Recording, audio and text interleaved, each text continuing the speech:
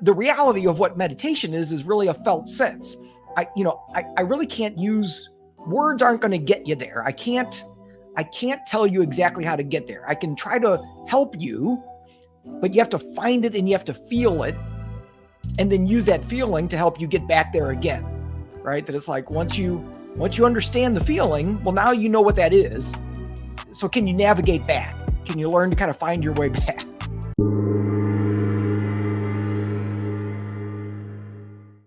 Welcome to the Consciousness of the Way. I am your humble servant and Sifu Taoist Master Sun Qing.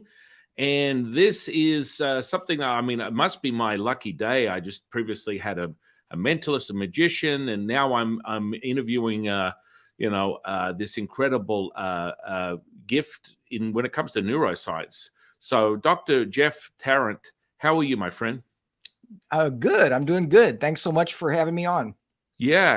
It's always an interesting subject to get into when it comes to the realm of consciousness and how to basically validate it in your reality, which is something that you are steeped in, and you do through your institute and through measuring that through the transmission of brainwaves, which I find that fundamentally a great way to get a baseline of understanding what's going on in your reality. So if you wouldn't mind sharing a little bit more about your backstory leading up to where you are today. Yeah. Where to start exactly? It's, my training as a psychologist was really in counseling psychology. And, but very quickly after getting out of school, got involved with neurofeedback and use it. So, measuring brainwave activity and connecting that to a biofeedback system so that people can learn to shift their nervous system into a state of more balance or flexibility. And at the time I was using that for clinical purposes. So people with anxiety or depression or ADHD or whatever. But I've always had an interest in meditation and altered states of consciousness, expanded states of consciousness. And so, of course, it didn't take long to figure out, oh, wait a minute, these tools that I've got that I'm using clinically, I might be able to measure some of this other interesting stuff as well. And so it really started with meditation and trying to understand what's going on in the brain during different meditative states. And of course, now there's just mountains of literature showing this, right? Showing all of the different changes in the brain that can occur. But then in the last 10 years, really, I'm still doing the meditation work, but I've also started exploring things like what's going on in the brain during psychic states or mediumship or energy healing, things of that nature. And so for me, that's been very fun. And where they intersect, right? Because they're not completely separate things, I don't think. So that's the very short story. Well, yeah, all my favorites. It must be Christmas right now for me. All of the above. I'll take one of everything. Okay. This is, it is. It's kind of like the exciting part where worlds merge together. Science, consciousness, intention. These words that are sort of fundamentally sort of like they're not understood, but they are intuitively. And so even to today, if you put those two words, intention and consciousness, in a scientific setting, there is no definition for the very things that we speak of. Whereas, you excite me when you're talking about the brainwave state within psychic mediumship, healing, channeling. These are all the things that I've been teaching people, esoteric internal alchemy practices for well over 30 years using Taoist stuff. And so I'm really excited to talk to you about this and sort of like what sort of discoveries that you've found when it comes to a shift of consciousness, because I always tell people it's all conceptual till otherwise informed. You know what you know, you don't know what you don't know. So there's a level of shift. Like, for example, if I was to attune myself to transmitting or channeling direct source information, i.e. you could use it in the form of a spirit, a higher frequency, Akashic records, however someone wants to define it, there is an absolute physiological shift that takes place throughout my whole body, because this is the tuning fork, this neuroplasticity, the soft technology we speak of, is how you gauge this barometer. You're the barometer. And so a lot of people talk about outer body, which is really internally going inside. And this sort of fundamental shift of consciousness is, this is all still registered and identified as an experience. So whether I don't feel my body, you're feeling something, and it all comes back to the neurological setup you have in your physical body. What are your thoughts on that? You want to expand? Yeah. Clearly there are, there's a whole bunch of things in there, right, that we could unpack. And clearly the brain shifts brainwave states fairly clearly and sometimes very dramatically, especially with people who are skilled, right, at this. If you take a novice meditator, or somebody who's just learning some of these spirit communication skills, and you look at their brain, it may not change very much, right? But when you look at experts or people who are very skilled at this, there can be dramatic shifts, and it can be almost instantaneous. And so I really appreciate brainwaves in this way, that it really gives us a very rich way of understanding how the brain is shifting states of consciousness and what that might look like.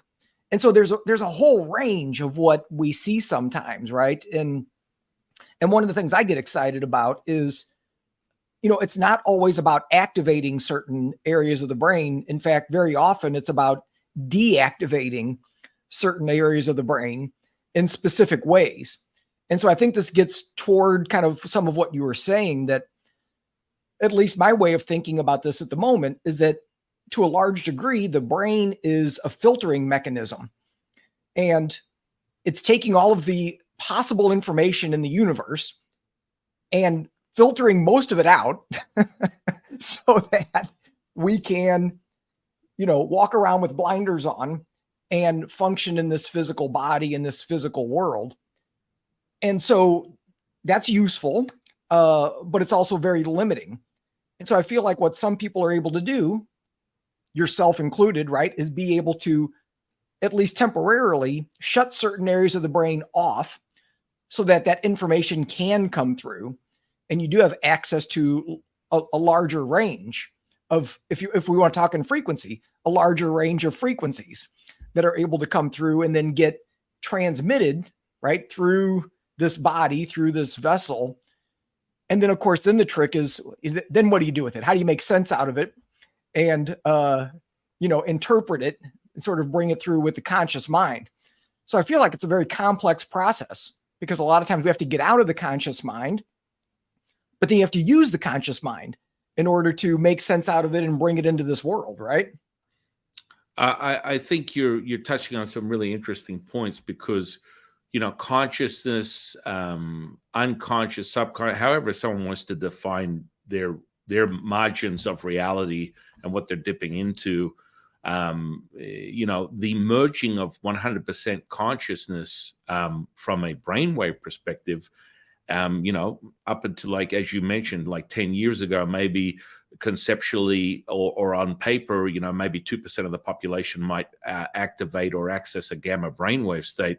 Whereas now, as you probably know through your own research, this is far more common than people would like to accept. And now it's like, hang on a second, what does that really mean in definition? Like, gamma brainwave is like conscious, and that charge you and I are experiencing right now, that you're experiencing, I'm experiencing, that's a realization of that power. And then you go, how do you even know that I'm experiencing this charge? Well, I can see it from a sensory perception level. And again, this is training. That's all it is. And so these practices, these indigenous ancient practices that are thousands of years old, they're validators of this experience you're having that's beyond 3D.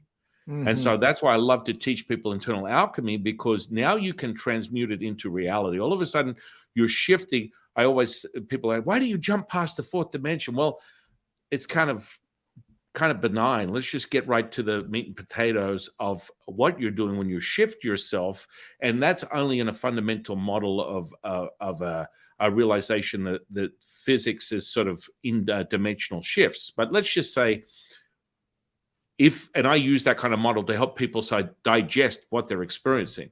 So when it comes to consciousness and this gamma brainwave, which is really like encompassing all things, so you literally have access to the secret source all at once.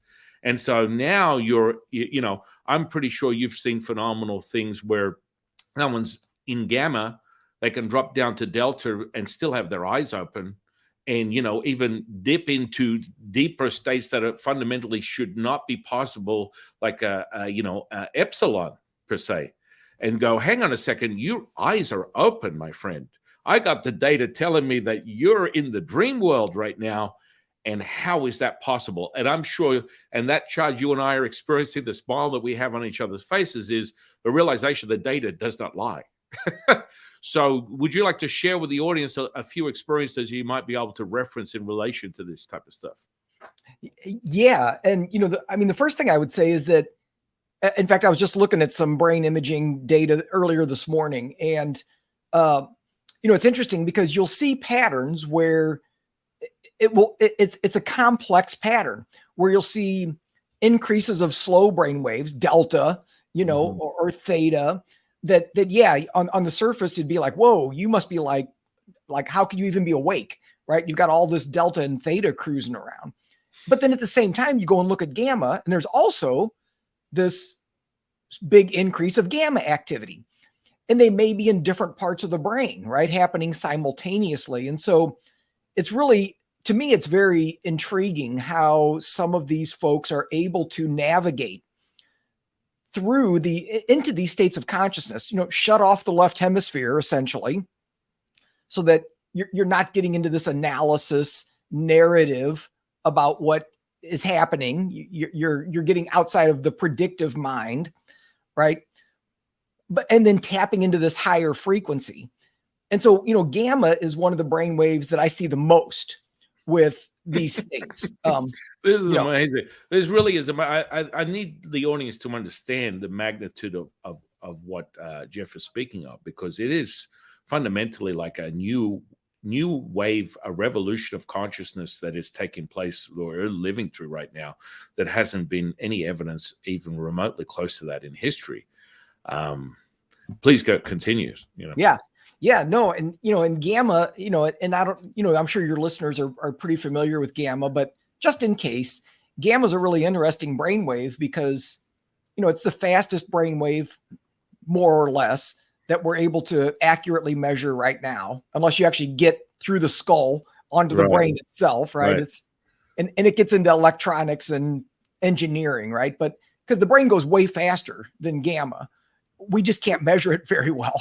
Lambda, perhaps. I mean, if we had to coin what that would be, I mean, that's where people are dancing in that. I mean, I guess we're getting a little bit of history going on there, and that's why we're titling it this particular state of consciousness. But yeah, and right. And different people are defining gamma in different ways too, right? Like some people define it going all the way up to 120 hertz, and other people would say, no, that's something different. Honestly, I don't think we quite know yet. Like there's a lot that we still are figuring out and scratching our heads and trying to understand. But gamma on a very surface level, right? In the way that probably a lot of mainstream researchers would talk about gamma is that, it's activation in the brain. And it's like, okay. And it's a synthesis. It's when your brain is synthesizing information at a high level. And that's not wrong. That's true. That happens. But it's interesting because you also see gamma increase dramatically during things like lucid dreaming, right? And it's like, well, wait a minute, lucid dreaming, somebody's asleep, right? And it's like, why would you see a giant burst of gamma there? Or during psychedelic states, right? All the other brain waves drop out during a psychedelic state. Delta drops, theta drops, alpha drops, beta drops, gamma increases. Okay, interesting, right? When people are accessing these, whatever you want to call them, other states of awareness. Also, we have relatively new evidence that at the moment of death, there are these giant bursts of gamma activity, right? And so it's kind of like, okay, the fastest brainwave, why would that increase at the moment of death, right? So there's these interesting research elements around gamma that I think point to the idea that it's connected to what I kind of loosely call expanded states of consciousness, whatever that might mean, right? But clearly it's not just thinking about something. There's clearly gammas involved in some other states. And to me, I really love it because it's the fastest vibration that we measure right now. You know, and people are always talking about getting into a higher vibration. And it's like, you're there. Literally, I think that's what we're talking about. I think that's what we're seeing, just kind of transduced down into a gamma brainwave pattern, you know. What's the highest gamma brainwave that you recorded? I usually don't try to look above 80 hertz. And again, it's really technology without getting too terribly complicated. The faster the brainwave that you want to measure, the faster the device has to be, right? So you have to measure it at least 2.5 times the frequency. So essentially you'd have to be measuring at 240, something like that, samples per second in order to accurately measure gamma. And it gets more complicated than that, but most of the amplifiers out there are measuring at about 256 samples per second. So it's hard to go much above 70 or 80 hertz and feel confident about what you're getting. Now, there's amplifiers that exist out there, right? But they're going to be at a research lab or at a big university or something. They're not things that not things I have access to at the moment. So I'm really limited by the technology. And what kind of technology would you generally use to measure something like this? Yeah, so I've got a 19 channel EEG system. That's my amplifier is, and the amplifier is just the device that amplifies the brainwave signal, and then translates it to something the computer can read and make sense out of. And so I use a company called Brainmaster, which is really kind of more of a neurofeedback company, but they have these quantitative EEG systems. And one of the things that's nice about having at least 19 channels is, that covers a lot of territory on the head. And you can also do a technique called Loretta or S-Loretta. It's an acronym and I never remember exactly what it stands for, but it's a localization technique. So if you have at least 19 channels, the software can start to extrapolate and say, okay, well, can we triangulate where the signal's coming from deeper in the brain, right? So beyond just the surface. So it's almost a little bit like an MRI, but you're doing it with brain waves. So you can see what's going on in the posterior cingulate or the insula or, some of these other parts of the brain that are very important for especially meditative states. We can really kind of target right in on that.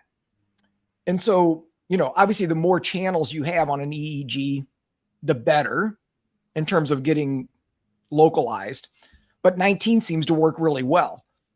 And again, for not having a big, the National Institutes of Health didn't give me a $1 billion grant, to go do this. So we work with what we have access to. Yeah. No, I mean, what are your thoughts on kernel? I don't think I know kernel. You're probably familiar with Brian Johnson, the $2 million guy who founded kernel. He was also, I think it may have been Cash App or Venmo. I think he was he created these companies, sold them, then focused on creating this alternative that measures brainwaves through the blood flow. And that changed not the it's more I'm not specific on the technology, but it's not a traditional EEG that you use. But to get your hands on one, I think he wants like $200K. Yeah. So it's like, right. You're not going to just walk in and go, "Hey, can I borrow that for a minute, Brian?" Yeah. Anyway, so he's very popular on social media as being the $2 million man that transforms himself and is reversing aging through principles that he's gathered over his lifetime to change his sleeping patterns and supplements and all this type of stuff. So it's just another form of measuring brain waves. And I thought maybe it might have been something you were familiar with. I haven't stumbled on that. I mean, the name Colonel sounds familiar, but I beyond that, I couldn't say anything, right? But I'll have to look into it because, and I believe that they share that with people. Like I think someone in your position might be a candidate to receive one as for research purposes. So I would definitely look that up because I know they're handing them out to people that are accumulating data to help a greater understanding. Yeah. So, interesting. Yeah. Cause it's, brainwaves are they're tricky to measure without getting inside the skull. Mm-hmm. And so, coming up with, better and the technology is getting better every day, right? For measuring this stuff. And it's interesting and, your listeners will probably appreciate this too, right? That, they have devices where they can measure brainwaves outside of the skull, right? Like out in space, because anytime there's an electrical activity, if it's moving, then there's a magnetic field. And so you can measure the electromagnetic field of the brain out in space, which, is pretty cool. What do you think of the new technology? Like things that are more layman applicable that you can get your hands on, like news and other things of that nature? How valid are these sort of processes? Yeah. And there's kind of two different, I use a fair number of kind of consumer devices, right? Consumer model. And some of them are more like the Muse, right? Where it's measuring brainwave activity in a couple of locations and then using it specifically as a meditation tool or something like that. And, Muse has 4 channels. So they all have positives and negatives, every one of these devices, right? I mean, when you have 4 channels that are locked, meaning you can't move them around, you got them on your forehead and you got them on the temporal lobes. You can measure certain things and you can get some interesting information. And you're also pretty limited because, like the hub of the default mode network, which is probably the most interesting network in the brain for meditation and certain altered states, is back here. And so if you don't have an electrode back there, you don't know what it's doing. There's no way to know, right? And so while some of the headbands are very useful in that way, they also have limitations, right? They're not going to tell you certain things that you might want to know. There are companies who are coming out with some really more flexible options that I like a lot, where you can move the electrodes around. They're dry sensors. It's like a little cap, kind of an electro cap kind of a deal, like a swimming cap. And, you can pop out the electrodes and move them where you want and, create different protocols that way. And so I really appreciate, again, kind of the way that technology is moving. We're getting more and more opportunities to use these in more flexible and skillful ways, I think. I mean, the other tech that I'm a big fan of is brain stimulation technologies. Mm-hmm. So whether it's like audio-visual entrainment or low power pulsed electromagnetic frequencies, we can stimulate the brain in different ways by using energy, by using frequency, and kind of nudge the brain toward whatever the desired state is, whether it's a meditative state or a psychic state or something like that. Because we kind of know what is going on in the brain. I say kind of because there's some individual differences, right? Like not everybody's the same, but we can kind of nudge the brain in the right direction. And so I think of it as like training wheels almost, right? That, you still have to learn how to get there. Like it's not just a magic tool that's all of a sudden going to make you psychic, right? But if you're practicing your skills while using the tools, you can kind of give the brain a nudge in the right direction. And so, I'm a big fan of some of those things too. Well, it's really interesting you say that, because the pulpability is something that I speak on and I train people in.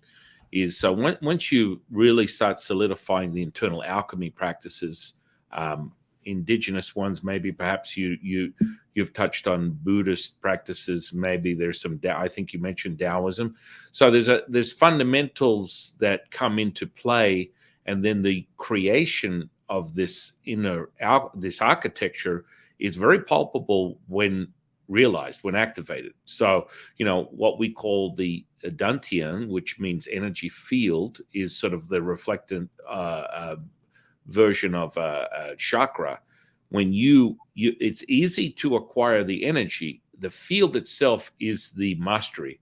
And that's how you need to understand how you access this state where you turn it on. And it's like turning on a switch, as if you're turning on a Christmas tree. And once it's on, my first experience with this was over 30 years ago when I started my training as a priest. And it's fundamentally only gets stronger. As you reference that point where you go, people access it instantaneously. Well, that's part of the mastery. This is not like a 3D reality where if you don't exercise, you lose all your gains and all these things. That's not what happens when it comes to this inner alchemy realization. You can literally put this stuff on pause and walk away, come back, and it's actually magnified and amplified the actual result that you're getting if you understand what the stepping stones are. And so within Taoism, we use this training to separate the electric from magnetic fluidity. And so within that, the magnetic fluidity is the secret source that makes things realized. So, when you shift your consciousness, and it's palpable. So it's like whether it's in the form of changing the actual fundamental construct of a piece of metal, i.e., bending a spoon at infant levels of just sort of bending it and applying your intention to the part you want to bend like butter, is sort of like the lack of separation being at the present moment, that makes it realize. And then you go up a level where you hold a spoon and then you melt it like a candle, or then you go up to the next level where you take a fork and you bend the prongs in front of your very eyes. Now, this in most cases is an illusionary type of idea. And magicians have spent decades, hundreds of years selling you on that this is fake, but fundamentally it is not. And I kind of feel a little spoiled because I started my journey many, many decades ago in this space, and I witnessed a physical healing. And that's just my run-of-the-mill everyday experience thus far. And it's kind of like I can't assume any other realized effect that comes with developing that consciousness. So, when you see physical flesh wiggle, and you're going to understand what I'm talking about, there's a shift in the layers of your perception of reality where you will see things fundamentally morph and wiggle and shift in front of your very eyes. And it's realized in this 3D reality. And so I've been very familiar with this on a physicality perspective for decades. I've witnessed thousands of what people would consider miracles. They're not, no, that's not possible. Now, the brainwave state is something that's so critical because I teach people how to access that. And one of the biggest things is removing the emotional content, which is the biggest obstacle that most people have. And that will make it almost impossible for someone to obtain this state that Jeff and I speak of, because it's an interruption. And so when you create the state that we're talking about, gamma being all-encompassing, consciousness is everything, and then you're able to do pretty much anything. You want to realize a manifestation, magic, or healing. And when I say magic, I'm talking about a deep integrated sort of like architecture of manifestation. So you're far more deliberate in your intention to acquire something in this 3D reality that someone would find impossible. You wet your whistle on something as benign as the parking ferry. I don't know whether you've ever heard of this concept, but the parking ferry is the way that people get this little secret. They hold it inside themselves and they go, guess what? I'm going to the store. My wife doesn't know this. Sun Qing told me to do the parking ferry thing. And in my mind, I'm not subject to the pressure that someone's going to judge me that I failed, because, as you said, attention, intention, focus is the critical factor to realizing this present moment. And they go, what the hell? I don't care. Get me a parking space. Poof. Oh, there's a parking space. Then they do it again, and they do it again, and they do it. And by the 47th time, they're like, Shifu, I think there's something here. I think I'm going to start, because they start to, rationalize it. Oh, well, it was at the front of the restaurant or the store. But once you do it dozens upon dozens of times, now, the fundamental understanding of this is that manifestation, magic, and healing are all the same. If you can remove the emotional content and be in this present moment, you can actually realize physical healing. I've seen it. I mean, it all started on a cold, windy day over 30 years ago, when I just came out of distant healing training as a priest. And a friend of mine calls me on the phone and says, you know what? I'm not going to be able to meet you today. Well, I had a busy day anyway. It doesn't matter. I just sprained my ankle. And I'm like, okay. And so maybe I'll see you next week. I mean, these things, they're going to iron themselves out. It might take me a week or two to get back on my feet. And I'm like, okay. And then she's going to get off the phone. I go, whoa, stop for 1 second. And she goes, what? Let me try this. And I honestly attribute my realization to how quickly I access the brainwaves is because I take everything at face value. I always remind people, if you're not thinking, if you're thinking, you're not knowing. If you're knowing, you're feeling. And that feeling is critical, in my opinion, to having this realized. And so I look at the list of things and I'm like, all right, let me run it off. I'm just going to read it in my mind. You just sit on the phone. She's like, well, sit on the phone. What exactly do you think you're going to do? You're on the other side of a phone, suburbs away from me. It's not going to, I don't get it. Just entertain me. So I read this thing off, and then I finish with an incantation. Now, we're going to stand deeper on this channel. Incantations are very powerful if there's some juice behind it. And I just said, heal, heal, heal, heal, heal, heal. Now, for all the OGs on this channel, they've heard this story before, so that I'll filter the expletives, but it starts with WTF. And she screamed it through the phone. And I'm like, what are you talking? What's going on? She's like, okay, what's going on? She goes, I don't know what you're up to or what you're into or what you're doing, but I just witnessed my ankle shrink before my very eyes, and I'm standing on it right now. Now, whether my intention was I wanted to see her that week or not, perhaps, but the fact that actually happened to her. Now, I drive over to her house. Her mother's sitting in their lounge room. She's laying on the couch. She gets up and walks to me.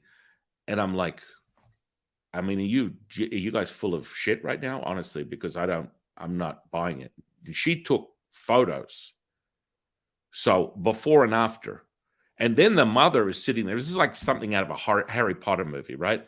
And she's one who doesn't believe in doctors, doesn't like anything to do with anything that has a white lab coat, just adverse to it. Very wealthy, tons of money, but her formula for health and wellness was a bottle of vodka and 5 packs of cigarettes. And so she's sitting there and she's literally, and I'm like, what is going on here? I mean, honestly, I'm on the journey.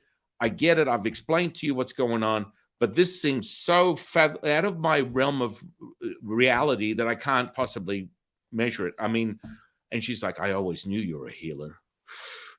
And I'm like, what in Tao's name is going on here? Anyway, so it gets even more interesting.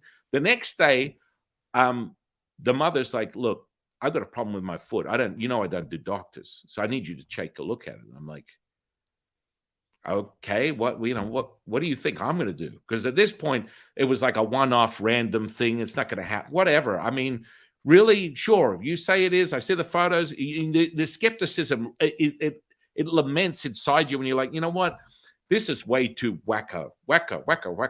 Even though I was training in this stuff, it was conceptual to me. Mm-hmm. And so then it goes to, I know you love this stuff because it's exciting for you, but I get to her house and she's got her foot up on she's sitting back on the thing, foot up on a stool, can't see, she's got a distended stomach, can't see her foot past her stomach. She puts her foot up, she goes, I've had this pain in my foot. Can you take a look? Anyway, I take the sock off and it's gangrenous, it's black. And I'm like, holy crap. What? I mean, in my mind, I'm going, whoa, get this woman to a hospital, do it now, all things over. What am I supposed to do? And so at this point, I'd already started training in channeling. This information comes in from my guides. Sit here and watch this. I'm like, what? In my mind, the monologue, the dialogue is what? See what? What exactly am I supposed to see? And they're like, watch the healing. Whoa, no. And I kid you not, in 40 minutes, that went from gangrenous black flesh to pink, original state. Now, I now measure this stuff myself. I know when someone's in a certain brainwave. When I channel, I'm in excess of 40 hertz of gamma. I would probably say conservatively, using my intuition, that I go between 100 and 200. And so this is a state of just absolute instant information. And this is the exciting part. When I talk to you and you share this stuff with me, I am like a giddy little kid on Christmas Day, because this is the stuff that everyone needs to understand they have access to. And what I remind people of with that neuroplasticity we speak of, that this fundamental understanding of the mirror neurons, you can realize this also. You can literally listen to my story and go, boom, it's time for me to experience what Qing is experiencing. And so this is very normal for me to see physical transformation instantaneously. And it gets stronger and stronger, where it's like, because you realize you are nothing more than the present moment, that's the only way I can validate its possibility. And that means there's no distraction, there's nothing. It's just you are the present moment. And if you define yourself as the universe, it's realized at that. And so this is sort of like the stuff that excites me. You and I need to spend a little bit more time together outside of this circle of things, because I would love to go deeper, because this is how it works. And so the emotional content, I teach people to remove the emotional content using a visual audible experience, creating the kinesthetic charge that validates it for them. It makes it possible. It's like none of this stuff means anything unless you can do it.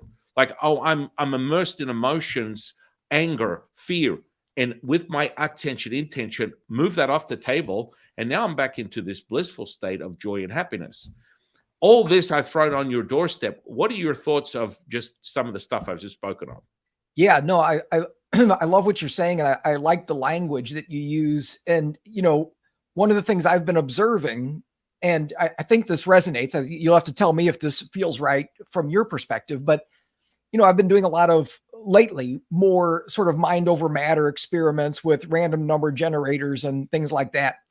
And one of the things that I'm observing is that the thing that gets in the way of people being able to manipulate the random number generator outcome is effort. And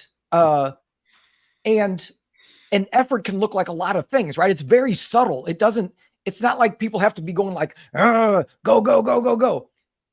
It can be an emotion, or it can be, a thought, right? That it's like, there almost has to be this is my sense, that it almost has to be, you have a desired outcome, but it's almost like you're so confident of the outcome that you don't even have to try. It's just kind of like, this is just what's going to happen. And if you can get into that space, which it seems like for most people is difficult to sustain very long, they can get there for a moment and then they kind of lose it, because then you get caught up in thinking or a feeling or a competition or something else, then they lose it. And so it's interesting watching, and you can see it in brainwaves too, when people push. And so for me, it feels like this is one of the tricks or secrets, right? Is like, how do you learn to get into that that effortless, confident space of connection where it just happens. You don't have to make it happen. And it's not even you that's making it happen, right? It's like you're just sort of a channel.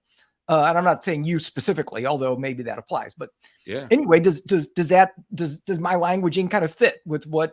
Yeah. I mean, you cannot measure it without the experience. The sensory perception is critical, and when you find that palpability sweet spot that people would define as a level of consciousness, you can access it at will. And that concentration of that brainwave, I had this conversation with Tom Campbell, you train as you would put it more technically from a neuroscientist perspective, entrain that groove.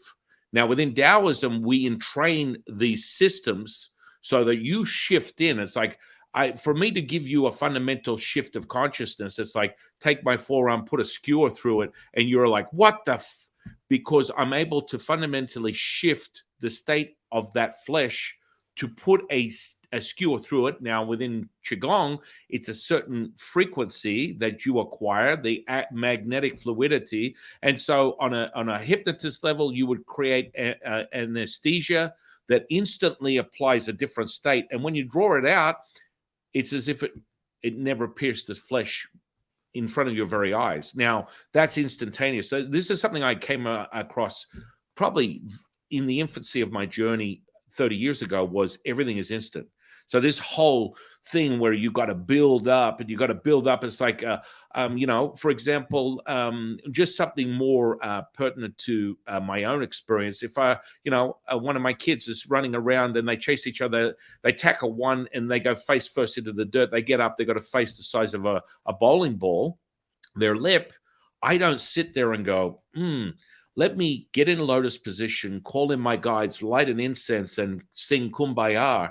These are all sort of fundamental building blocks that you may use as a level to obtain consciousness. But once you're there, I'm the universe. And it's not metaphor. It's not a metaphor. I am the universe. So that means that I'm not asking myself, hey, universe, you think you could possibly, if I'm the universe, it's like heal. And so that intention can be a monologue. It's not a dialogue, which is where I think a lot of people get confused. They get confused because they create this dialogue that they've got a separation when their guides coming in and they're giving them information and they're creating this sort of like perceived Hollywood version of reality. And it for me, it translates into show me. If you can't show me, then it's nothing but conceptual. I couldn't care how many brainwaves that you measure. Show me your transformation in this fit. Like that charge you got, the excitement you're getting, like, how did the universe drop this guy on my doorstep? Yeah, well, we are about to measure some crazy stuff, my friend, because the realization of what we're speaking of is so tangible. And I've been doing it for so long. And you will materialize it in your 3D reality. It's not something that you just chatter about and you talk about. You be about and you show people. And that's how you shift consciousness. It's just like you probably measure, things that like, basic hypnosis, right? Which most people are afraid of. But it's a state of consciousness. And, if I can walk up to someone in less than a fraction of a second, drop them into an unconscious state, erase their name, take their wallet and keys, wake them up, have their friends go, hey. And they literally wake up in the same second. They're like, when are we getting started? And I'm like, what are you talking about? Their friends are like laughing. And they're like, we have started. And they're like, no, I haven't started. I don't know what you're talking about. And I'm like, have you lost something? And I have their wallet and keys in my hands. And I'll wave it in front of them. And this is, for more understanding, it's like a reverse hallucination on a deeper psychological level. But this is how you can shift what you perceive, right? Now, what does that really mean? It means that you can access these things. Now, why would you define it as not being something that could possibly generate a real outcome in this 3D reality? So it's like, if I can turn myself into Justin Bieber, I'm a handsome guy, but I mean, I can shift myself into Justin Bieber and people are like, Justin Bieber. And so this is all perception, right? But it's the validation of that access to the brainwave, the groove that you get into, then the result of that actual transmission. It's like, okay, let's see it. Let's see an instant state of relaxation, whatever. I mean, I developed, I specifically developed an app for that, where someone literally presses play, and in the same second will feel like they've had 5 pina coladas, a full body massage, and 10 days in the Bahamas. And they're like, whoa. Now, you can be John Smith, you can be Gandhi. I don't really care who it is, but we understand, Jeff and I understand, it's that transmission of sound into the nervous system through with a visual, using these senses to acquire an outcome that is instantaneous. Does that make sense? Yeah. No, I really appreciate kind of what you're saying, because it resonates with kind of, some of my thinking as well, right? In terms of, thinking about all of the, what do I want to say? All of the ritual and all of the stuff that most of us utilize, right? And it's like, and not to say that that's not helpful, but Yeah. But I've started to kind of realize that it's like most of this is just a tool to help us get into whatever the desired state is, right? And it's like, and so some of us need a lot of stuff, right? We need a lot of things to help us find that state. But if you could, and I think what you're saying, if I'm hearing you right, is once you kind of learn how to do that, you don't need all the stuff, right? You just switch into that state and it's done. It's already there, because time and space are illusory. That's not real. Right. Well, and so, so the trick, and I think this is what's great, like your teaching is how to do that, right? And how to sort of have the felt sense understanding. It's not an understanding, the knowing, maybe that's better, that you are everything, right? Which it's one thing to kind of believe that and have a cognitive structure that it's like, oh, I understand that physics works this way and quantum blah, blah, and whatever. And, that's great. But if you don't know it in your heart of hearts, in your soul, then it doesn't matter, right? Because it's like, then there's still this like structure that's getting in your way. It's like, oh, that's just an idea, but it doesn't really apply to me. And it's like, no. It's all the same, right? It's like, how do you get out of the belief structure into this sense of just pure awareness that that's the truth? And I think that's the trick, right? And so it's like, and I don't know. I don't have that answer, right? Like you have that answer. I don't have that answer because, that's what I struggle with, right? In my own practice is like, how do I get out of my own head and beyond thinking about these things into a more consistent state of knowing it? Well, it's the feeling. It's the feeling. That's it, all things. Once you ascertain and you ingrain that feeling, you're there. It's not like, oh, well, maybe I had a thought, I'm not there. No, you feel it. It's a fundamental shift. And so the noise that you may perceive, because you've entrained these different frequencies, you can literally, and this is part of the power of Qigong, is that you can literally transmit in all dimensions at once. And so that's a whole new definition of multitasking. And so, I've done things that most people would consider impossible, in the sense of I've been able to give you the dialogue of my personality, but access a high level of consciousness. And so people are like, what? I'm talking about, on face value, you would say, oh, well, Sun Qing's personality, he likes 80s movies, and he's a bit of a comedian, a little sarcastic. He's sort of a little dry sense of humor, and he's always, joking around. And that's my personality, but it does not affect the ability to access frequency. And what people don't understand, or have yet to understand, because it's not about telling someone what's right or wrong, it's your experience. But I would lead people to understand that the universe doesn't have a moral compass. And so we need to start looking at these things as what will elevate our consciousness, or what will, lower by the feeling. And when you get that feeling, then it will be repeatable in your reality. And how do you know it's real? Because you can create things. And whether it's a physical healing, a manifestation, the inner architecture of magic, as I've mentioned.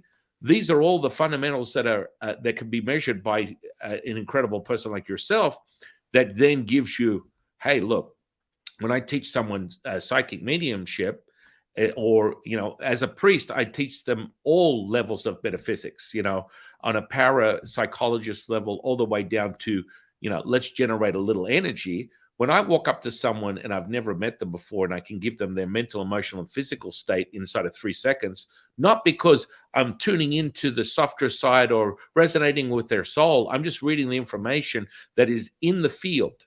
That's it. That's all I'm doing. So I'm using the dantians, I'm using the major organs in the body, and that information just sits there in the field. And when you create a clear sense where you can see it, it becomes realized. And, there's levels of development where people say, I've got clear audio, visual, whatever. These are all sensory perceptions that can be developed if you understand how to do it. And no one's an exception to the rule. There's not a single person on the face of the earth that, and this is what, I don't call it cringeworthy, but when people go, your gifts, everyone has the same gifts. I always tell people, I can affect someone, turn someone into a psychic medium, channeler, extraordinary energy healer, as long as you have 5 senses and a nervous system. All bets are off. I will put a clause in there. If you're an alien, I don't know. I'm not so sure. But I mean, that's really the end of the beginning of all things. It's like, once we start cultivating these things, and the charge you and I are appreciating right now, and I can see your aura oscillating and expanding, and you're feeling that, it puts people in a state of like, how the hell did, and most people go, how the hell? Because I see it. That's all. It's all just seeing the energy, and it's a training. There is no, look, people have mystified this stuff, and I'm not going to dismiss it, because everyone has their own journey up the mountain, and I will attest to, within Taoism, there's a yin and yang each side of the mountain. You go to the top of the mountain, you merge as one, as all things. That's the goal or the journey of a Taoist, to realize that. That's it.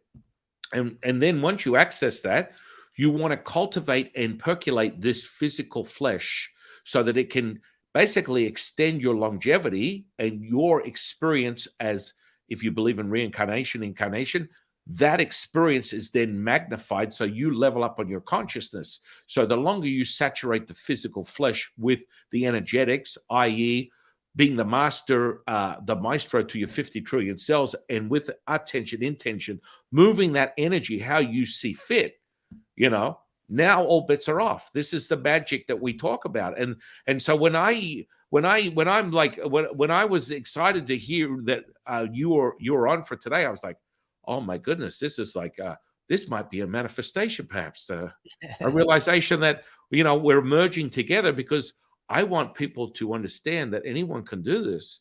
And when you're taught it, it's all bets are off. There's no one exception to the rule, but it starts with the feeling. What are your thoughts on that? Yeah, I mean, so 2 things, kind of stand out, right? So the feeling part, I'm going to come back to, but your comment that everybody has this ability, and that's a consistent statement that I've heard from every psychic medium healer that I've ever worked with. They've all said, yeah, anybody can do this, right? Like, it's going to take some training perhaps, and you got to learn how to get out of your own way, but everybody has this potential. And so I always appreciate hearing that, right? Because it makes me feel more confident that that's true. And of course, I've experienced my own things that have given me a level of confidence that I can access this as well, right? And yeah, I love the feeling state, idea. And again, that parallel between meditative states and kind of some of these more, whatever we want to call them, psi-related states. A lot of times when I'm talking to people about meditation, it's kind of the same thing, right? Like, we've got all these things that people try to do to get into, and it's like, it's kind of a felt sense, right? Like, we're using all of this stuff to point you in the direction, but it's kind of like, the reality of what meditation is really a felt sense. I really can't use words, aren't going to get you there. I can't tell you exactly how to get there. I can try to help you, but you have to find it and you have to feel it, and then use that feeling to help you get back there again, right? That it's like, once you understand the feeling, well, now you know what that is. So can you navigate back? Can you learn to kind of find your way back? and that, my friend, is the secret sauce. So when this app that I developed, people train in it, within the first 27 minutes that you've been exposed to this material, you're able to measure your own result. And so I have an exercise that you acquire. So I out of just my level of comedy, I always go, well, you've just done 27 minutes. People want to go, am I investing in this? Am I getting anything out of it? It's like, if you exercise, you're like, I just ran 2 miles. I feel like my cardiovascular is better. I lost 1 pound of body fat. There's measurable ways to attain whether you're getting a result, because human beings are creatures of habit, and the hetero action, beginning and ending things, is critical to their sanity. So it's like measuring something so that you can validate it as true to you, right? So it doesn't matter about anyone else. It doesn't matter what we're saying. It's like, can you apply it to, and I like to call it battle-tested real-world application. So you get into you train yourself with a visual audible experience, creating the kinesthetic charge within the first 27 minutes, first time you're ever exposed to it. You can go out and use an exercise that I show people how to use to measure your result instantaneously from what you got from the 27 minutes. And so I always say, you've just done it. What you need to do is go out and pick a fight. No, I'm just kidding. But get into an aroused state that would seem unobtainable to control from before you started this program. Get there and realize how quickly, through this exercise, after you've already started the program, instantly you will be able to measure, go, oh, I can feel that, and it's shifting my emotional state. Now, whoa, because Jeff and I understand on a greater level, with this visual and audible stuff, you are creating an entrainment, as you would put it, that develops a skill. And yes, they're more ancient stuff. So the deeper level of this frequency that is within this program puts you there. And like, you can't make it up. It goes beyond binaural beats. It goes beyond the idea, because there's a much deeper imprinting that I put into this formula that is like, you can't make this stuff up because you're experiencing it. Your nervous system is telling you, I feel sedated. I mean, I have people that literally pass out pressing play because there's so much stagnation. So what I get you to do is exercise each energy center so it's regulated. So the journey is, I always tell people, if you think it's too slow, it's not slow enough. And people are like, what? Meaning that you will have an adverse reaction to this type of application, meaning that you're either going to fall in love with it, and this is sort of like the side effect of duality, or you're going to go, this is so much, oh my goodness, it's like nails grinding on because you're so out of whack, you're so irregular, there's so much going on within your energetics that this type of pace is what you really need to immerse in. But most people will be like, I can't do this. And then you get the people that are like, holy moly, the secret sauce is just handed to me. And I'm like, that's exactly what this is for. And the more and more people that understand that they can just drop in, they could be John Smith, McDonald's janitor, or, the quantum physicist for NASA. It doesn't really matter. You will be affected if you're a human being. And that's the pulpability that we want. We want pulpability. We want results. And you need to be able to measure it for yourself. It's like a lot of people sort of miss the whole meditation part because it's like an investment. People say, still the mind. And then everyone gets all afraid. Now, again, another synchronicity that took place with me over 30 years ago was the first time I ever meditated. I went from a state of physicality. I was literally all about physical, bodybuilding, powerlifting. I was pushing all this weight, throwing it around. And my intuition told me I need to start something different. So I turn up to this rec room, and there's this grandmaster that was giving these free sort of probably just writing off their nonprofit EIN number, who knows? But they're like, I need to justify taking all this money for nothing. So I'm going to do this little meditation thing in a local youth center.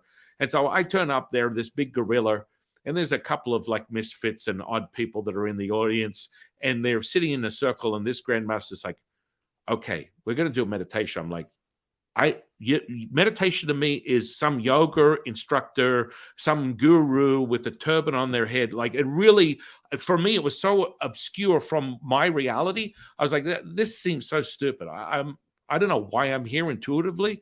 I'm here. Okay. So I try to sit down. I look like some cringeworthy gorilla attempting a lotus position that was not possible.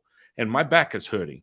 And so I'm listening to her. I'm like, please hurry up. Like, in my mind, I'm like, can you just hurry up to whatever the meeting? But I want to experience this meditation.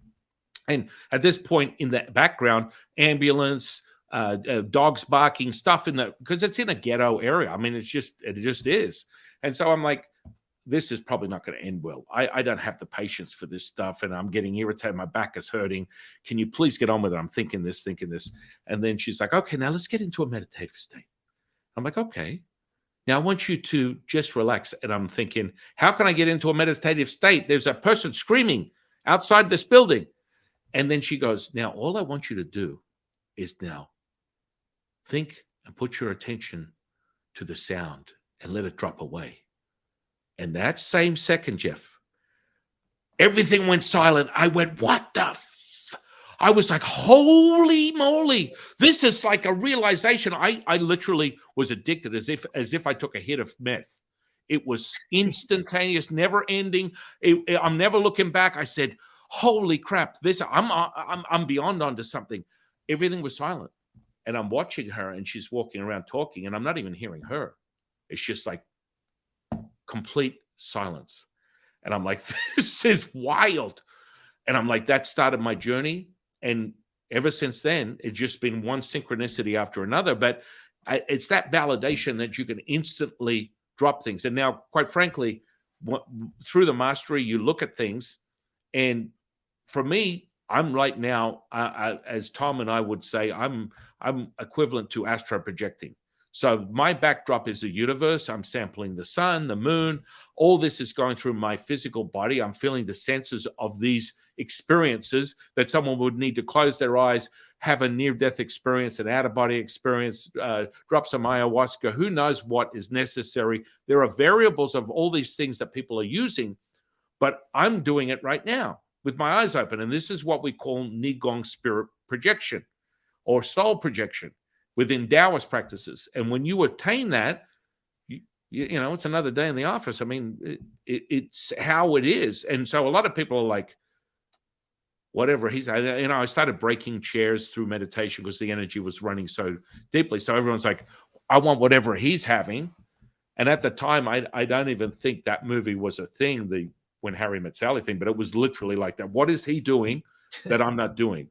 And this is the shift that happens. And so I always tell people, you can listen to our conversation, Jeff and I. It's like the 4-minute mile miracle, the mystery of the 4-minute mile. And people are like, what are you talking about? Well, literally, the second you hear about this, all bets are off as to your ability to access consciousness at this moment, because it's all it takes. Within the first time someone registered 4-minute mile, it was literally like, you know, a rash or some type of contagious virus that went across the world, and people are hitting these numbers left, right, and center, because once you validate it and you believe, this is it, you believe, not what Jeff believes, not what I believe. It doesn't matter. What do you believe to be true? What do you believe to be real? And that's the only thing that's going to take that present moment and make it materialize. What are your thoughts on that? Yeah, no, you know, it's interesting. One of the mediums that I've been working with recently, and we're doing a little workshop together. And so we've been spending a lot of time talking and reflecting on things and how we're going to teach together and things like that. And, you know, one of the things that she keeps emphasizing is that, you know, that this is a lifestyle. It's not something. And so I was hearing some of that reflected in what you were saying, right? That this idea that it's not something you turn on or turn off. It's who you are. And again, that has to be sort of a mental shift as well, right? That it's not like, oh, I'm going to sit down and meditate for 20 minutes and now I'm done.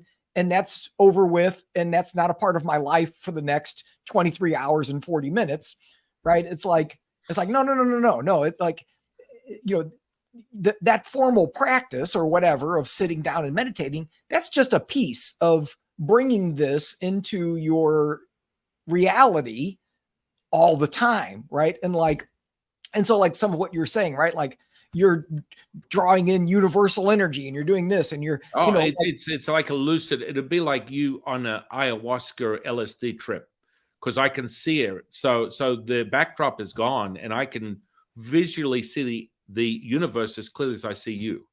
And I'm not having a psychotic episode. I promise you that, because I validated it. I validated in my reality. And this is where people get caught up. I always tell people when they have personality disorder, being a psychologist, psychiatrist, you're all things the brain, understand this. You need to realize that when you see someone with personality disorders or psychological disorder, i.e., schizophrenia or things of that nature, these are people that they don't have an off switch. They're seeing this stuff.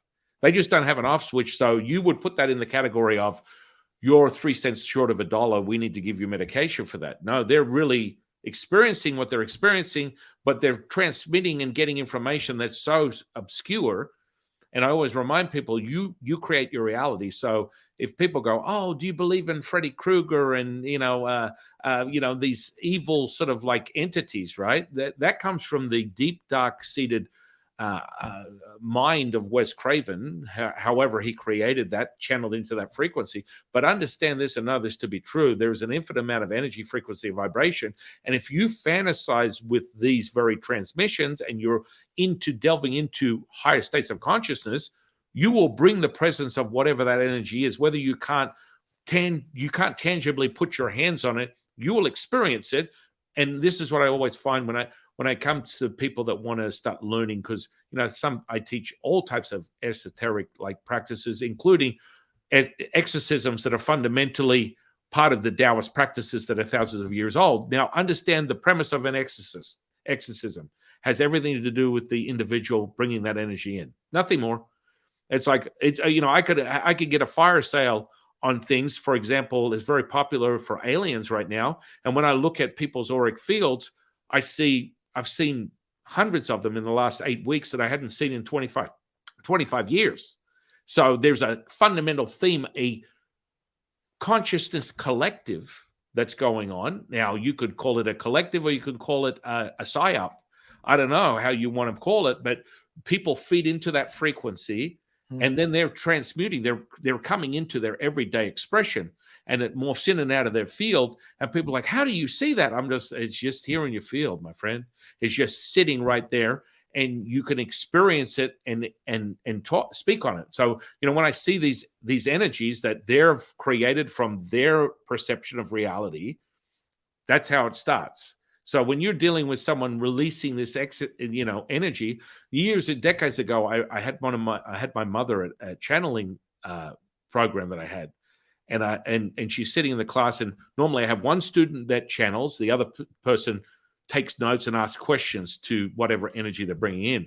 And this one girl, she was like one of these fantasizing like being the badass exorcist. I got to get into this sort of nuts and bolts of things, because the universe, consciousness, will give you whatever you ask for. So she gets into this. Every time I see her come to a class, she's bringing in all this noise of information. She starts channeling, and then her whole demeanor changes. And all of a sudden, this entity that obviously she's created from her own experience or perception of reality comes forth. And now I move the student away. I start having a dialogue with this entity. And then next minute, through the practices that I have, you can deep into people's energetics and remove things very quickly.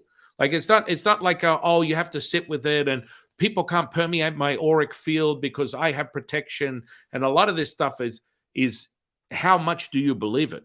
And if you don't believe it, the protection component, or you stay immersed in duality, then you're going to be subject to duality. I mean, it's really that simple. It's not a hard mathematical sum. So removing the energy, this woman literally spun around, like something out of The Exorcist, threw herself across the room, and my mother went, "What the?" Her eyes opened up like saucers. She went white and she said, "This stuff is real." I'm like, "Really? Really? This is, this is a simulation of this person's reality. You need to understand this." So, the pulpability of all these things comes from where you're resonating. So that polarization of what you're experiencing comes right down to what's your entry level, what's your empathy level, what's your entropy level, where are you going, what are you going to, and what are you creating? And so, higher frequency, from my experience, from my personal experience, from everything I've trained people in, once you hit a higher frequency, this type of stuff it just falls away. It's like it just burns off. And the emotional content becomes almost impossible to find.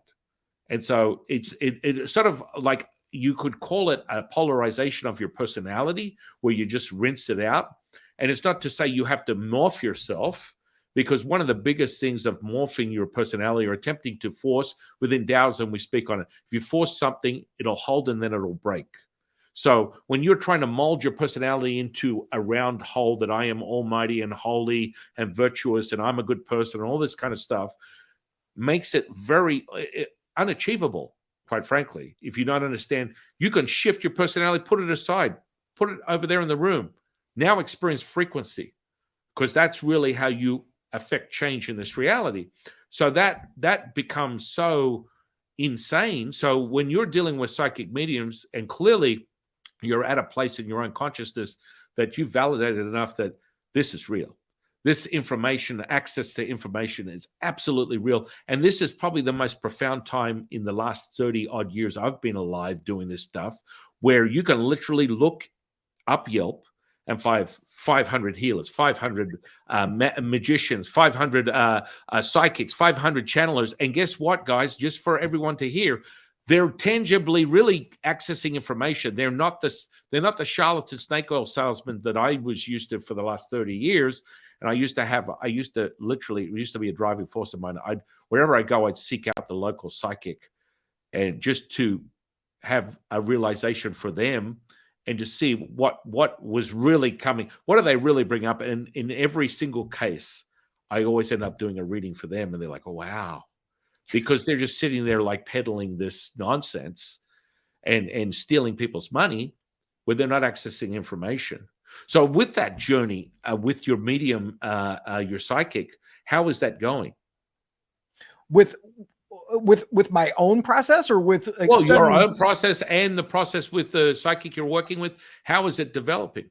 Yeah, so it's interesting because the mediums and psychics that I've studied so far, I would say the vast majority seem legit, right? So like kind of what, and it's been really interesting, because I think when I first stumbled into this area, I was kind of expecting like, okay, all right, like people are delusional. Well, it wasn't. I don't even know if it was that so much, but that, well, yeah, maybe deluding themselves even, right? Like feeling like a lot of these people, maybe they think they have some sort of ability, but maybe they really don't, right? And they're just kind of kidding themselves, and then kind of taking people's money, right? And so not even necessarily like they're trying to do it on purpose, but they kind of convince themselves that they've got some sort of ability when they really don't. But that's not what I've seen so far. Like what I've seen is that people seem to be pretty legitimately tapped in, and there's different levels of that, and different levels of consistency. But I've seen a lot of pretty impressive things, and it's like, okay, it gives me more sort of faith, right? That it's like, okay, the people who are putting themselves out there, for the most part, there's always going to be charlatans, there's always going to be that, but that's not what I'm seeing. And so, and it kind of, I think, ties back, right? That it's like to that last piece of the conversation where, in order to put yourself out there like that, out in the world, and say, oh, I'm a psychic, or I'm a medium, or whatever, it has to be, I think, like part of your lifestyle. Like you don't see it as somebody, it's not separate. It's not like, oh, here's my job. oh, I'm going to go to work and program computers, but then when 5 o'clock comes, I'm done and whatever. No, it's like, no, this is who you are. And, and so they've been able to kind of like adopt that. That's not even the right word, right? They've understood that this is just who they are. It's just part of how it works. And so then, connecting that to my own journey, my own journey's been funny, right? Because I have a lot of interests and, which is good and bad. It gets me in trouble sometimes, but, I'll get interested in something and then I'll go, I'm going to see if I can't develop this for myself. And so I'll practice and I'll do stuff and I'll read things and I'll talk to people and then I'll kind of get to a point where I've convinced myself that I can do it. And then I move on to something else. Right. And I'm like, okay, and so there, I've convinced myself that it's possible for me to do any number of these things, but then so far, I haven't really followed it down a path to get very skilled at it, right? Or to be very consistent at it. The one area that I feel like is more natural for me, which is another interesting topic, is more of the energy healing stuff. I feel like for whatever reason, that comes natural and is easy and makes sense to me in a really just easy way. It's not something I have to think about, or I don't feel like I have to really work at. In fact, a lot of times, like, things will happen that it's like I barely feel like I'm even doing anything, and so it's interesting because I feel like, oh, there's these areas that I'm more inclined toward, right? I can access the other ones, but it takes a little bit more for me to learn how to shift my brain into that kind of a state. And so it kind of makes sense to me that maybe that's the way a lot of people are, right? That they're more inclined toward spirit communication or psychic stuff or telepathy or whatever. And there's other things that that's even true, right? Like some of the psychic mediums that I've studied, they seem to be great mediums. And then I've asked them to do some psychic tests and they were like, they did okay, right? It wasn't super impressive. But yet their mediumship stuff was pretty impressive. And it's like, well, how do they see themselves? What do they work at? What do they use on a daily basis? Right. And it's like, so to me, it kind of makes sense, right? That it's like part of that sort of like how you see yourself, how do you engage in the world? That's what you manifest, right? Like that's what shows up. And if you have some evidence for that early on, you were kind of speaking to this, right? If you have something tangible that happens that kind of shows you that you can do this, right? Well, then it builds that confidence. It's like, oh, this is just who I am, right? Like you don't have to sort of try at it, so, I don't know. Does that sort of connect with what you see with people? Oh, absolutely. Absolutely. And I always tell people, if you come from neurology, biology, psychology, physiology, you're very limited. So you're an exception. You're an enigma. You're an exception because you're taking these fundamentals, but you're now stepping beyond that veil of what you have been taught out of an understanding of what this is. And by validating it through the very experience that you have with these individuals, that, hang on a second, they're not, not hitting any like wonderment brainwaves, yet they're clearly accessing information. They're clearly showing me a healing. They're clearly, so it's like this state of consciousness, which really is the sum of all things. And it equates to the present moment. And so energy healing is a fantastic gateway drug, because you get to, you're really, it's exciting. You see a shift. You could feel a shift. And it might come down to just the most I've ever had is 1,000 people at a physical group healing.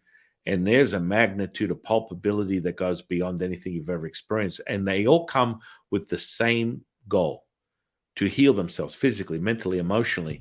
And you walk out with miracles, straight up miracles. And it's all predicated on their belief system. And so I'm just a catalyst, a conduit to bring a frequency in, and then poof, guess what? You connect with that frequency and bam, we have what we would define within the 3D density reality as an absolute straight up miracle of a higher consciousness that is not, you can't even quantify it in words to describe what takes place. And, it's so funny.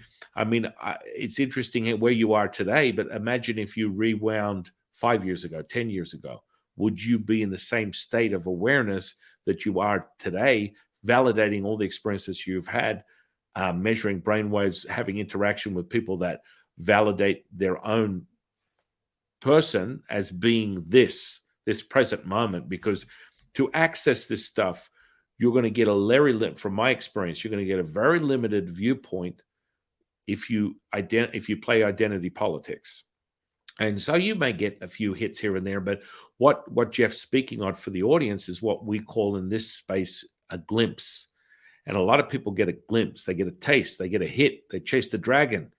And the metaphor, they're chasing the dragon, and that is really what people are doing. They get a little, oh my goodness, I got this sense, and it's real, and I've done it many times. But then they're deficient in other aspects. That's one of the things that I love training people in, is balancing all of that out. You balance all the energy centers so that you are efficient in all categories, not just one over the other. You're able to apply it in every sense of the word, whether it's clear sense, mediumship, channeling, healing, whatever it is. Your sensory perception is at 100%. And so that's part of like your validation as person experiencing what it is that is occurring. And so many people sort of disconnect themselves within physical healing. It's a great way to do it. I attribute it, the realization that this stuff happens so easily, because I'm not committed to it. I'm not interested. It's not my outcome. It doesn't matter. I'm just witnessing the effects of a frequency in this state, and all of a sudden, poof. So I'm not going, I need to be given the title of the next coming of Jesus. And if I'm not given the Messiah title, then what's my reputation going to be like? And this is the problem that a lot of people that get into this alternative healing, they get consumed by. And I'll be honest, I fell victim to that for about 3 seconds 30 years ago when I witnessed that. And I was like, holy crap, I'm the only Jesus Christ superstar here today. There's no one else. I can't share this with anyone. Then the realization of a greater sense of consciousness, my teachers, however you want to define them, was very clear. It's like, your gift is your offering. The more you give, the more you receive. And so the more I share this with people, the more I teach people this ability that they have internally, it just becomes more apparent that my reality is, as Tom Campbell looked at it, he goes, I bet you're very synchronized. Your life's kind of effortless, like a charm. Yes, I am like a lucky charm. I'm like, my idea of reality is it's good to be me, because this is the fluidity that we speak of within Taoism. We call it Wu Wei, effortless action. And so that magnetism is not a metaphor. We're very legitimate when we talk about you become the magnet to your reality. And people are like, well, you need action for that. No, actually, no. And that's your world degree of mindset. And that's okay. It's okay. Some people are like, well, I'm not getting my result. So the other component to manifestation is action. And it's actually inaction. And so within Taoism, we call it being done by the Tao, 100%. That access to the mother of all things, that is the Tao, is realized by your ability to create. What do you have an intention? This might be as simple. It could be, I always tell people to invite them to doing a simple test, like, hang on a second, you can hear the dog barking outside. Silence it. And people are like, what? Silence the dog barking. And there's certain elements that I train people in. It's an understanding. They pull in certain colors, whatever. But once it becomes trained, you're not thinking about anything. It's a building block. Now it's just like silence the dog. And it goes from barking to silent. And you're like, whoa, phew, that's kind of crazy. Or, I'd like to do it when daddy wants to watch Netflix at night, and I have quite a few kids. So I've got 6 of them. So, it's bedtime story. And people, and my kids are like, you're not going to tell me a bedtime story, are you? I'm like, yes, I am. I am going to tell you one. Okay, first we start with I take the youngest one. I sync with their breathing. So once I sync with their breathing, their respiration becomes my respiration. Then I link all of them in the room. And before you know, I go, take a deep breath in, boom, sleepy buys. Back to Netflix. Anyway, good night. Everyone's asleep. And when you understand how to attune yourself to these things, and that's why they're like, you're not going to tell us a story. You are going to, oh. Anyway, what's my favorite show right now? And so this is part of that attunement. And so, you know, people dismiss things like gateway drugs like hypnosis per se, but you get beyond that, you know. You get way beyond that, but that's also an entry level. I think a lot more people over the last couple of years have realized that that's a great access point, and that you can really access deep levels of awareness using that very tool or understanding how to do that. What are your thoughts on that?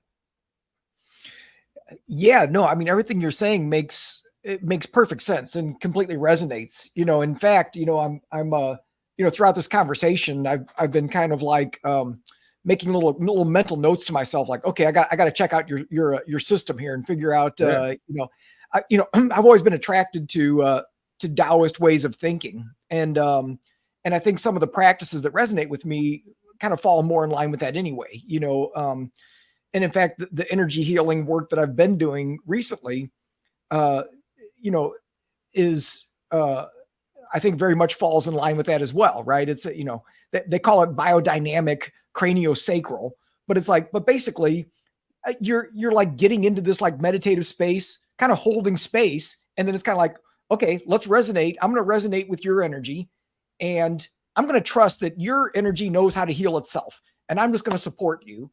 And I don't have to do anything because it's not me that's doing this. And so all I have to do is resonate and then be quiet. And that's it. And it's like, it like makes perfect sense to me, right? It's like this is, I mean, some people really struggle, right? Because they want to fix it and they want to manipulate things and they want to be their ego to be involved. And I mean, we hear this all day, like, oh, the ego. It's not about the ego. It's just being able to remove it. That's all. You don't have to beat yourself up. You know, I like this, I like that, I don't like this, I don't like that. But I mean, this is where people compartmentalize things, and all of a sudden, left brain, right brain. Let me get all conceptualized in it, and this is the layers of distraction. This is just my observation of why it becomes such a contention when it comes to mastering yourself. And so, you know, your realization of that is the fundamental way that people access it, is like on face value. I mean, have you're probably familiar with ideomotor response? I am. Right. So that I love to use. And so I give it in definition.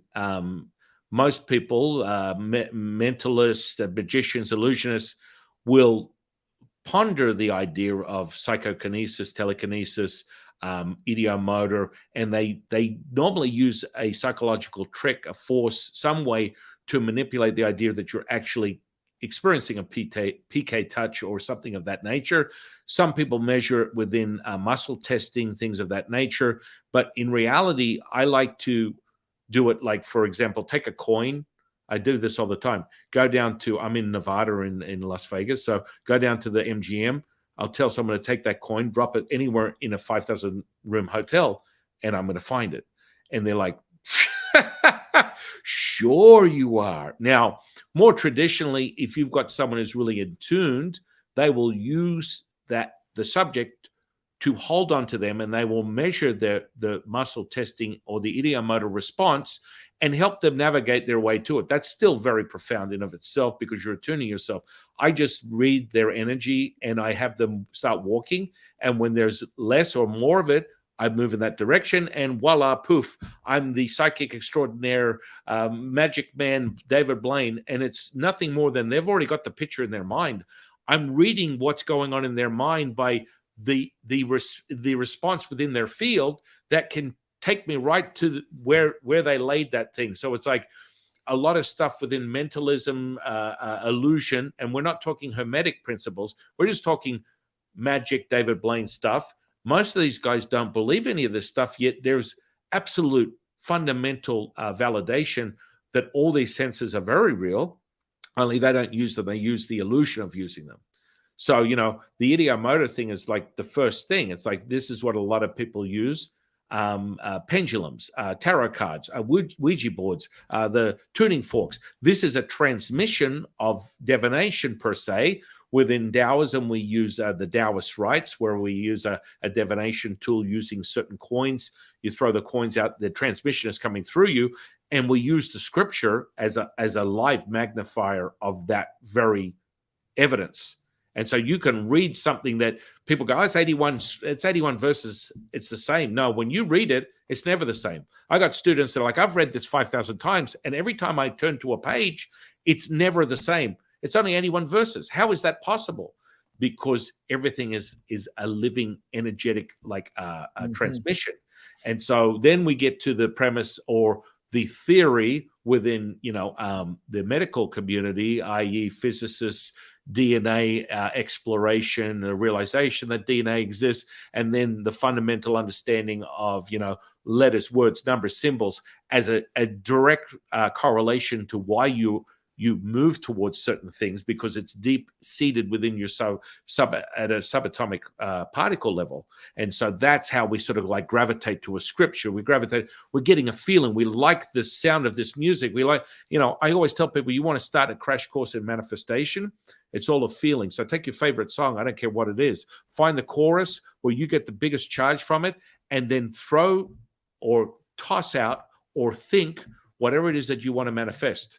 And it will be realized, because that's the transmission. That's the high gamma brainwave transmission of the artist, creating that feeling, that enveloping feeling that you get when you listen to that music. And then it goes out into the field and it's equal to or greater than realized in your reality. And people are like, well, I did it and I didn't get a Lamborghini. And I said, look, I've been doing this 30 years. I've never really processed the idea of manifesting a Lamborghini in the next 5 seconds. I believe and know it's possible, but I tell you why you didn't receive it. And they're like, what? Because you didn't believe it. It's that simple. And that's the fundamental framework of most of the healers. They're kind of like, well, you have daddy issues, or your energy's off, or your chakras aren't working well. And I had a bad day. There was the sun was being covered by a cloud and I couldn't get the information correctly. No, you created that personality. The personality was obstructing the information. The information's there, but the psychic gets caught up in the what we define as the personality, and then the information is soiled. It's not 100% accurate. What are your thoughts on that? Yeah, I think that, again, everything you're saying matches kind of perfectly with what I've kind of either observed or what other, psychics and mediums have kind of relayed to me, or just my own kind of thinking about a lot of this, right? That, belief or our beliefs, and it's really the deep beliefs, right, that get in the way, right? Like on a surface, because it's kind of like what we were saying earlier, like on a surface level, I could say, oh no, I believe that it's possible that whatever. It's like, well, that's a thought though, right? But it's like, but somewhere deep inside, I don't believe it. I don't believe that that's possible for me. Right? Like I might believe that theoretically it's possible out there in the universe somewhere. Maybe Sanjin can do it, but it's like, but somewhere deep inside, I don't believe that I can really do it. And that's what counts. Right. And that's the tricky part, is how do you get to that core? Before I finish this thought up, unfortunately, I have to wrap up our conversation. Well, we're going to do a part 2 of this, ladies and gentlemen. Okay. I'm excited, definitely. Yeah. But I wanted to kind of jump in there and just kind of, because I'm going to have to hop off in just a second. But I love this whole kind of conversation around thinking of everything as energy. And again, I got to watch my own language, right? Because it's not just thinking about it, sort of realizing that everything is energy and living that way. I love that. And that's something that I'm working on, right? That's the transmission. We talked about ideomotor, the transmission. I always tell people, you want to crash course in psychic abilities? They're like, yeah, listen to someone. What? Just listen to what comes out of their mouth. And you will literally start reading them instantly. You will start to read them. And they're like, what are you talking about? All the information that's really going on in their unconscious, really how they really think and feel, is present in the sentences they create through their linguistics. And it's all present. You get the old story. I always tell people quickly, the story is, hey, I got my friend John. He said, John and a couple of buddies, they're going to help me move on the weekend. I was like really excited. The weekend comes and goes, and John never turned up to move. Yet he said, look, I'm going to try my very best to get there. I can't wait to help you. Now, what really John was saying was an admission of, I'm not going to turn up at all. There's no way there's no way it's happening. So that language is already implanted, and you heard it, but you didn't hear it. So Monday comes around, you go, John, what was going on? What happened? You said you were going to turn up. And then he goes, well, I really tried. I did the best I could. And like, oh my goodness, because he was speaking that what was going on in his mind. He had no intention of ever doing it. Try, in definition, is an admission of failure. And the best he could was very much that, nothing. And so all these things sort of come out. And just by Jeff sort of curtailing his processes is instantly starting to help him mold his journey, because the linguistics is really what transmutes into your reality. And so it's all there, and it's all happening at that level. And so I don't want to steal any more of your time. Yeah, maybe I do. That's a lie. So we definitely need to do this again without question. Absolutely. I'm looking forward to it. And in closing, what is your definition of consciousness? Oh, you just throw out like a really just like easy, wow.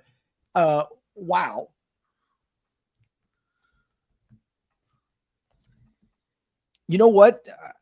Honestly, I don't even know if I can answer that right now. If you would have asked me a month ago, I probably would have given you something. But even in the last month, I think just the way I've started to see and think about some of these concepts, I don't know that I could give you an easy definition at this point, because at this point, I feel like consciousness is everything. I don't feel like I don't know how I can define it, because it feels like it's everything. And so, so I need to kind of ponder that a bit more in order to put some words to it in a way that can make any sense to anybody.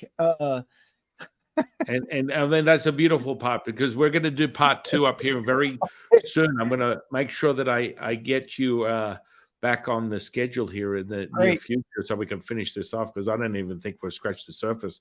And I would love to share and go deeper in this and our exploration together. So this is very exciting. In closing, I'm going to put all your social media under this and this podcast. And what are you offering today, Jeff, to the audience? What's going on with Jeff right now? Well, I mean, I'd put a plug out there for my new book, Becoming Psychic, Lessons from the Minds of Mediums, Healers, and Psychics. So it just came out a few months ago, and you can get it wherever, Amazon or Barnes & Noble or whatever, wherever you like those kinds of things. You can check out our website, psychicmindscience.com. We have various classes and resources that are available on there. So that might be something of interest to folks if they want to look a little deeper. Yeah. Beautiful. Beautiful. Well, again, I want to thank the universe for bringing you into my life, and we're fast friends, my friend. Yeah, and, this is great. I look forward to revisiting this in a very near future. I'm going to get on your schedule momentarily. I want to get on your schedule so we can finish this up, because I know a lot of people are like, yeah. Great. That sounds perfect, man. All right. Well, thank you again. And thank you. I want to thank the audience. And I am your humble servant and seafood Taoist Master Sun Qing. And I'll see you on the next one, guys.